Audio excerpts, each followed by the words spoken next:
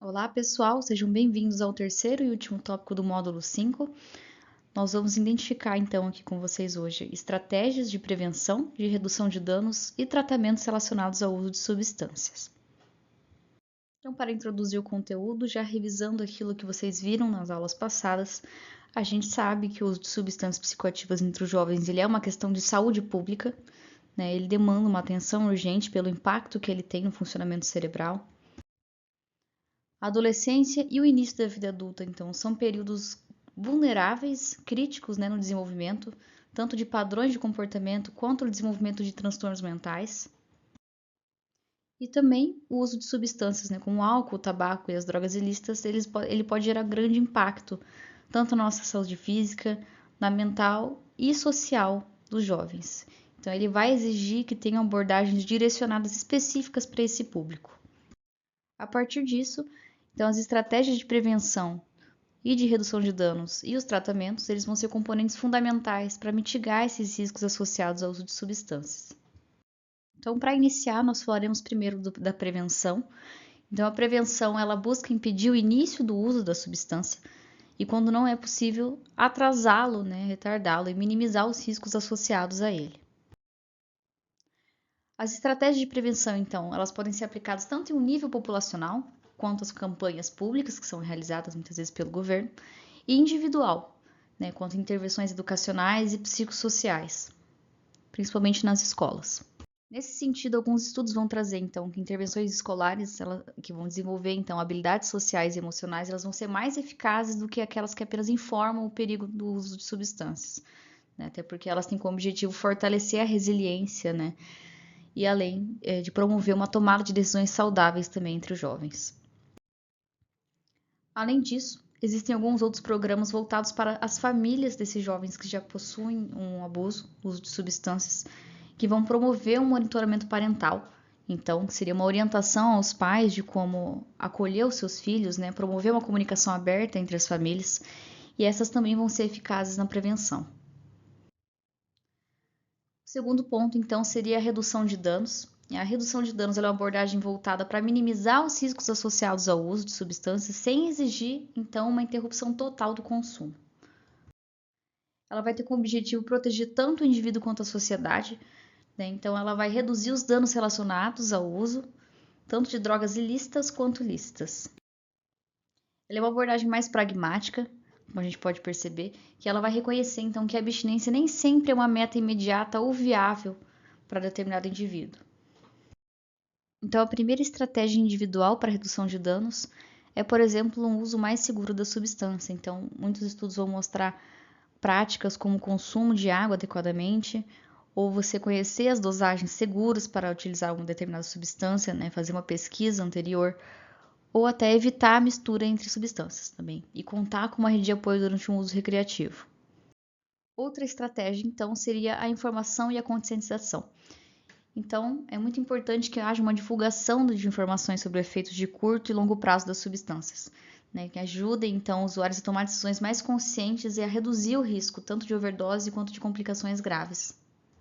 Quanto à aplicação da redução de danos às substâncias de prescrição médica, nós estamos falando principalmente do uso seguro de nootrópicos, que seriam as substâncias para o aprendizado, ou como vocês viram na aula passada, aquelas smart drugs.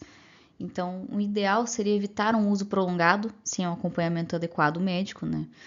Pois eles podem causar tanto dependência quanto problemas neurológicos e cardiovasculares, como a professora Aline já explicou para vocês na aula passada.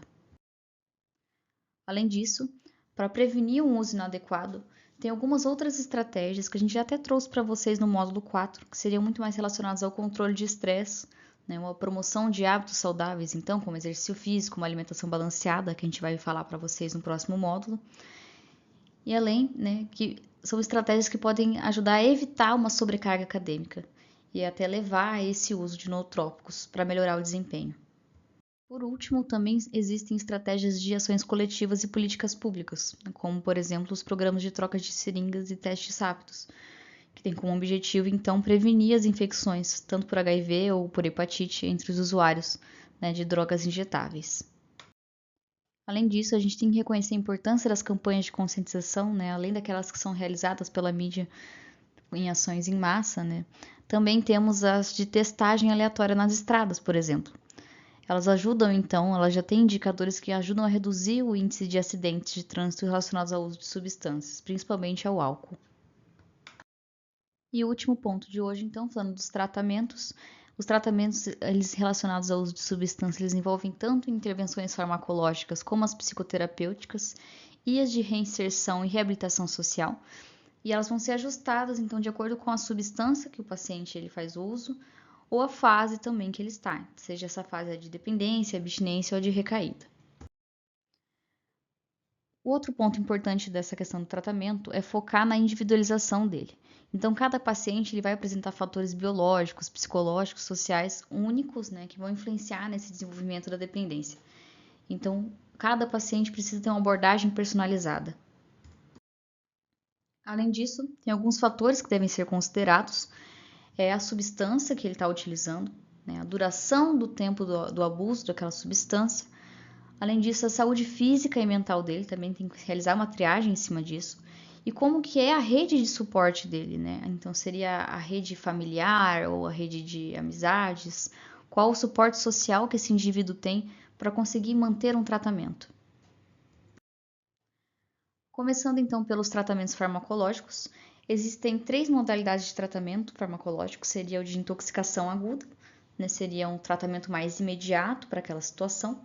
O tratamento para prevenção de recaídas e o tratamento da abstinência. Então, para o tratamento da abstinência, geralmente será utilizado medicamentos que vão aliviar os sintomas relacionados a ela. Eles têm como objetivo, então, estabilizar o paciente para que ele não sinta necessidade de recorrer à substância. Nos casos de pacientes com abuso de opioides, é utilizada a metadona e a buprenorfina, em alguns casos. Aqui a gente não vai aprofundar sobre isso, mas é apenas para trazer um exemplo para vocês. E no caso do álcool, geralmente é utilizado benzodiazepínicos, que seriam os calmantes, para prevenir algumas crises graves ou até crises convulsivas nesses pacientes.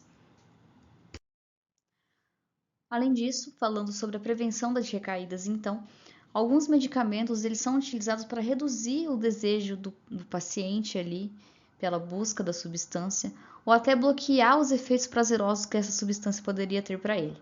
Então, no caso do álcool, é muito comum o uso de disulfiram e de naltrexona, e no de opioides também, o uso de naltrexona.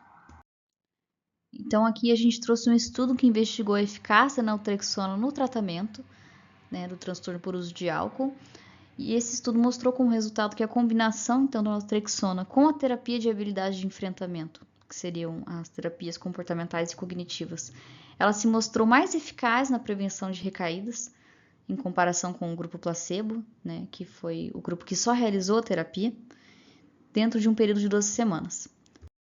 Então, ao final desse período, como vocês podem ver aqui no gráfico, aproximadamente 70% dos participantes do grupo placebo, eles recaíram, em contrário, né, de cerca de 30% do grupo que recebeu a naltrexona junto com a terapia.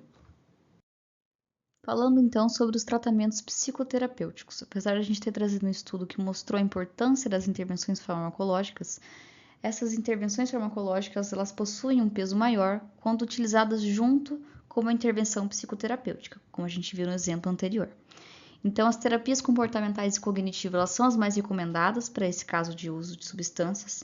Então, elas vão auxiliar tanto no reconhecimento de gatilhos dos pacientes, no caso, né, e na criação de estratégias também para lidar de forma saudável com esse uso. Além disso, elas vão ter um enfoque em modificar padrões de pensamento e comportamentos disfuncionais entre os indivíduos.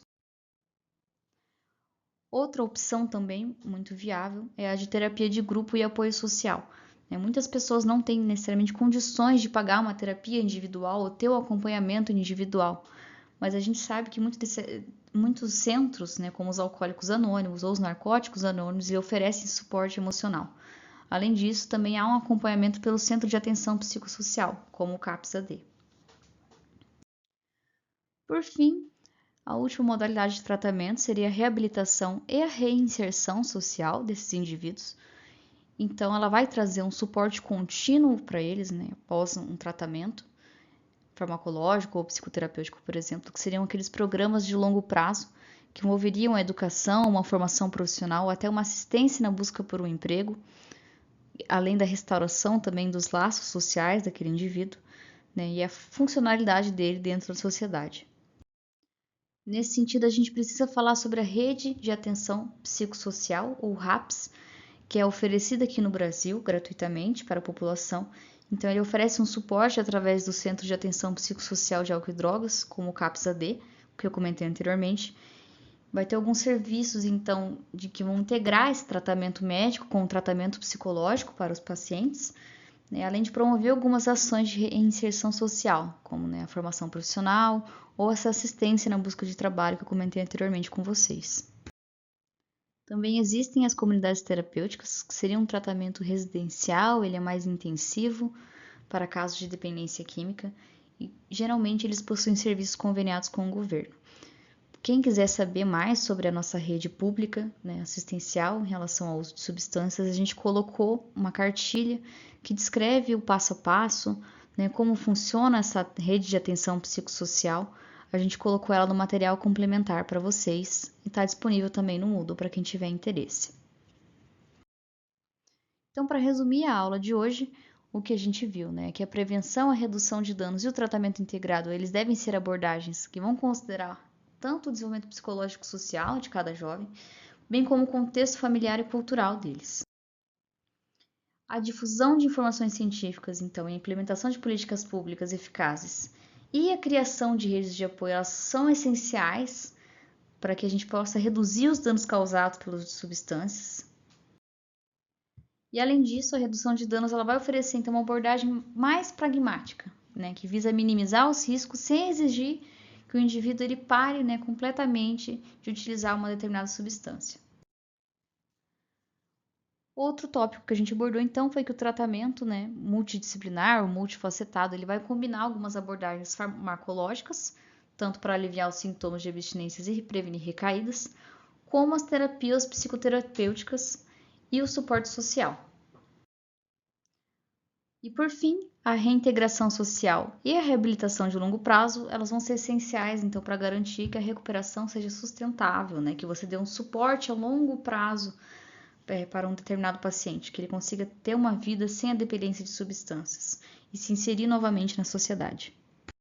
Chegamos ao final do 5º módulo. Quero sugerir que vocês acompanhem o roteiro de estudo e os materiais complementares que a gente disponibilizou. Também gostaríamos de convidar vocês a participar do nosso questionário sobre o uso de substâncias entre os estudantes de graduação, que está ao final desse módulo. Muito obrigada pela participação de vocês até aqui e bons estudos!